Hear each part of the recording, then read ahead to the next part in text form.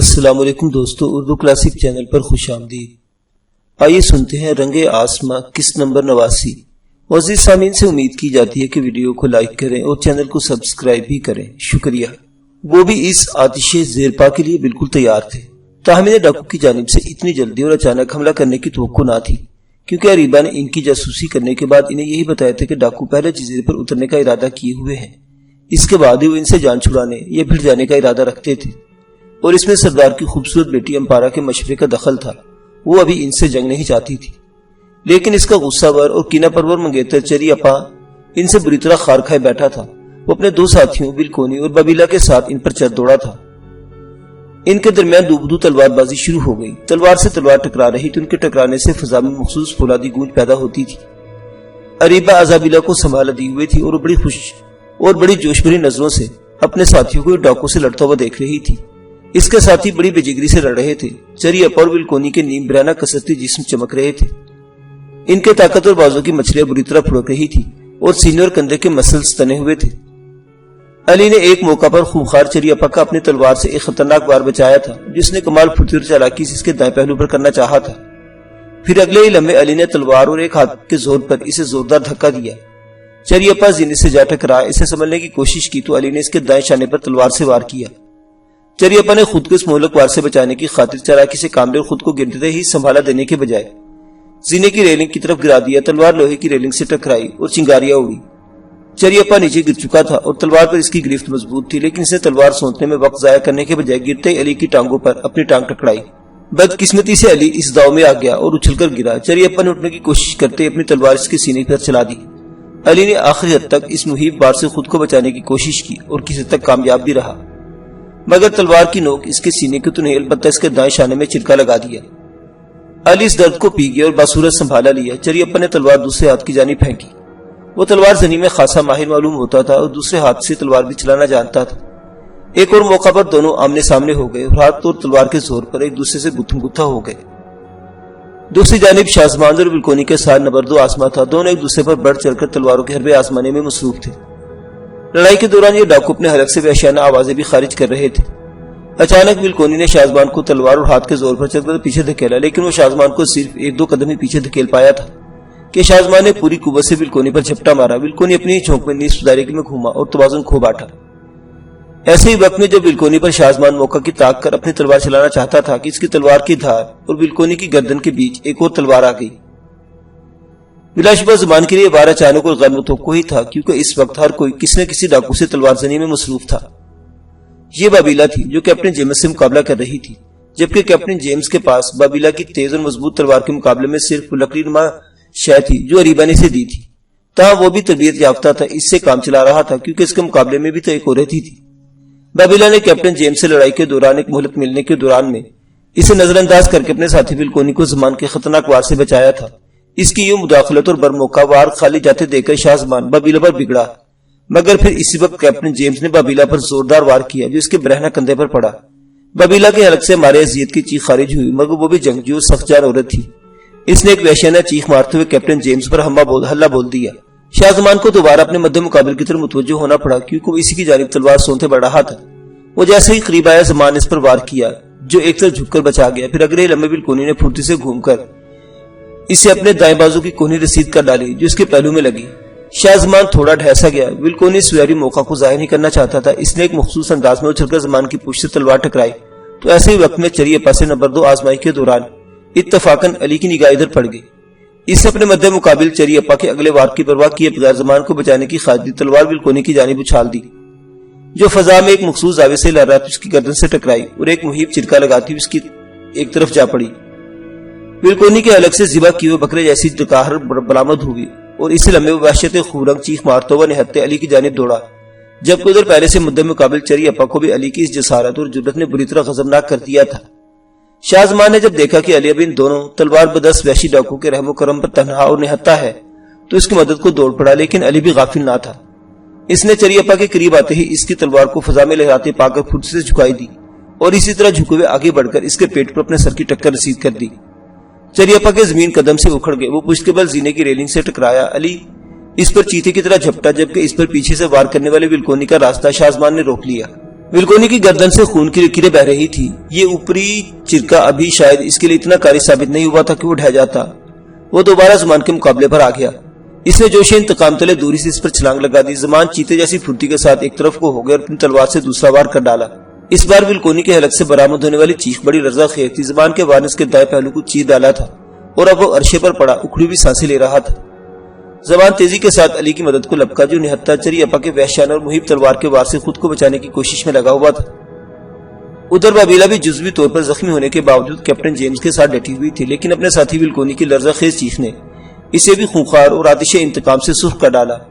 وہ کسی زخمی ناگن کی طرح تلوار سونتے کیپٹن جیمز پر جھپٹی اور اسی جوش میں سے تلوار کا وار گھما کے کیپٹن جیمز کی کھوپڑی پر کیا.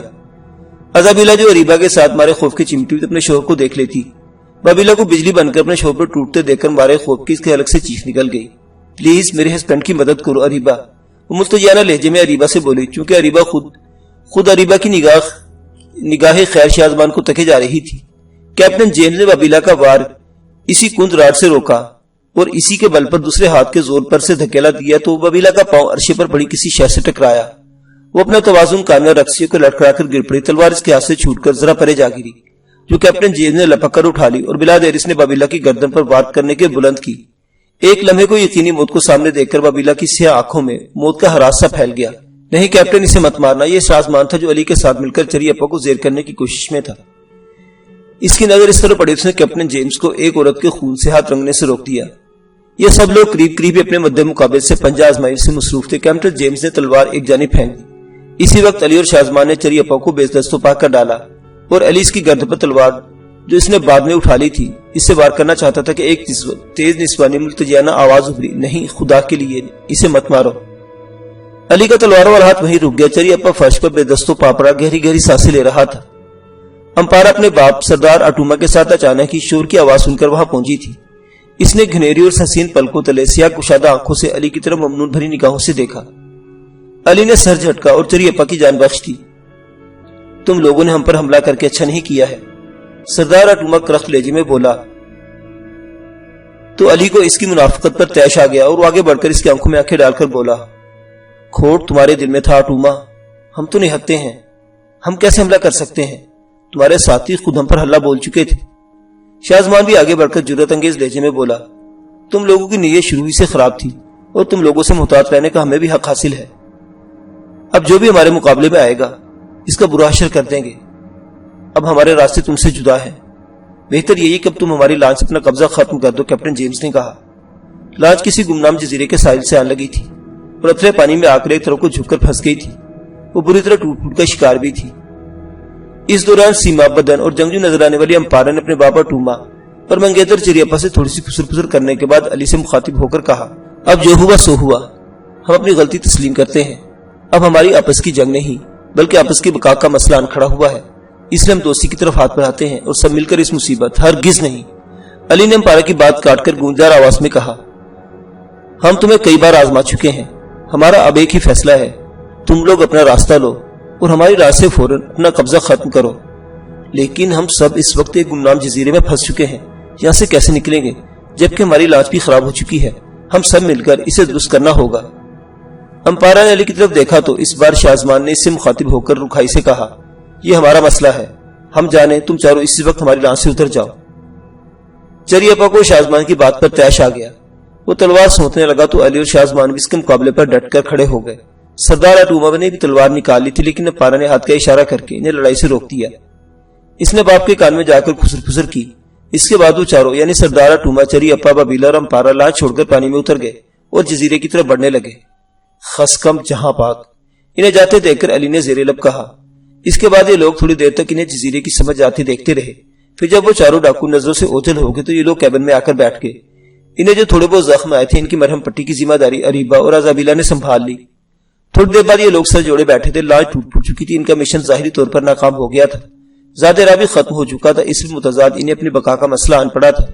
بالآخر متفقہ طور پر یہ فیصلہ کیا گیا کہ پہلے کھانے پینے کا کچھ بندوبست کرنا چاہیے، اس کے بعد ہی آگے کا سوچا جائے گا. اس کے لیے علی، ریحان اور شازمان نے لانچ سے اتر کر جزیرے میں جانے کا فیصلہ کیا جبکہ کیپٹن جیمز، ازابیلا اور اریبا لانچ میں ہی رکے. اس کی ذرا ہی دیر بعد علی اور زمان نے تلواریں سنبھالی وہ لانچ سے اتر گئے، وہ سینے تک پانی میں ڈوبے ہوئے تھے۔ ان کے سامنے گمنام جزیرے کا ریتلا ساحل تھا۔ وہ آگے بڑھنے لگے۔ صبح کاذب کی روشنی پھیل چکی تھی۔ جزیرہ ایک اسرار بھری سی دھند میں لپٹا ہوا نظر آتا تھا۔ پھر جب تک وہ جزیرے کے ساحل تک پہنچتے دھوپ نکل آئی۔ انہوں نے دیکھا یہ جزیرہ گمنام صحیح لیکن بہت ہی دل فریب اور خوبصورت تھا۔ سامنے ہرا بھرا جنگل تھا جہاں قسم قسم کے پھلدار درخت، خوشنما پھول اور جنگلی بیلیں سانپ کی طرح ایک جگہ سے دوسری جگہ تک پھیلی ہوئی تھی۔ ایک جانب انہیں چند ایک پہاڑی کی چوٹیاں بھی دکھائی دی۔ ساحلی جھیل تو بہت ہی جافیزہ منظر پیش کرتی تھی، جدھر انہیں کچھ جانور بھی بھاگتے دوڑتے نظر آئے۔ اپنی وضع قطعی جزیرے نے خاصے بڑے رقبے پر پھیلا ہوا محسوس ہوتا تھا۔